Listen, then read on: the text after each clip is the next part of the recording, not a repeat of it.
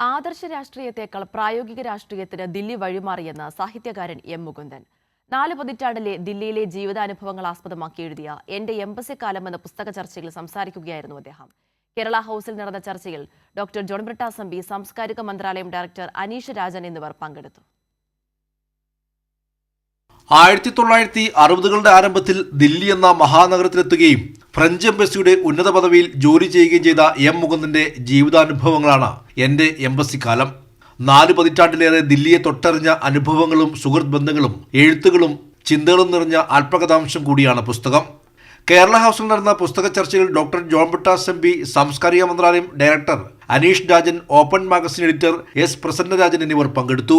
താൻ ദില്ലിയിൽ വന്നിറങ്ങുമ്പോൾ ആദർശ രാഷ്ട്രീയമായിരുന്നെങ്കിൽ ഇന്ന് പ്രായോഗിക രാഷ്ട്രീയമാണെന്ന് മയ്യയുടെ കഥാകാരൻ പറഞ്ഞു. ഇപ്പം ഞാൻ ഡൽഹിയിൽ വന്ന കാലത്ത് നമ്മൾ ഈ ഒരു ആദർശ രാഷ്ട്രീയമായിരുന്നു, ആദർശത്തിലധിഷ്ഠിതമായിട്ടുള്ള, മൂല്യങ്ങളധിഷ്ഠിതമായിട്ടുള്ള ഒരു രാഷ്ട്രീയമായിരുന്നു ഉണ്ടായിരുന്നത്.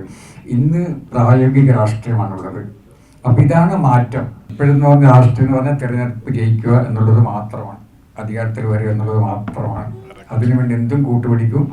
മാധ്യമപ്രവർത്തനായിരിക്കുമ്പോൾ തന്നെ എം മുകുന്ദനുമായുള്ള സൗഹൃദവും രചനയിലെ ജീവാംശവും doctor John Brittas M P പങ്കുവച്ചു.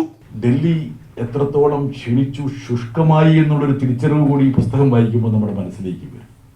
പഴയ ഡൽഹി എന്തായിരുന്നു? കേരളത്തിൻ്റെ സാഹിത്യ, സാമൂഹ്യ, സാംസ്കാരിക, രാഷ്ട്രീയ രംഗങ്ങൾ, ആ രംഗങ്ങളെ കരുപ്പിടിപ്പിച്ച ഒരു ഡൽഹിക്ക് വ്യത്യസ്തമായൊരു ഡൽഹിയിലല്ലേ നമ്മളിന്ന് ജീവിക്കുന്നത് എന്നുള്ള ഒരു കുറ്റബോധമോ അല്ലെങ്കിൽ നഷ്ടബോധമോ പോലും നമ്മളെ വേട്ടയാടും. പുസ്തക ചർച്ചയിൽ സദസ്സിലുള്ളവരുമായും എം മുകുന്ദൻ സംവാദം നടത്തി. മയ്യഴിപ്പുഴയുടെ തീരങ്ങൾ സിനിമയാക്കാൻ ആഗ്രഹിക്കുന്നില്ലെന്നും കഥാകാരൻ പറഞ്ഞു.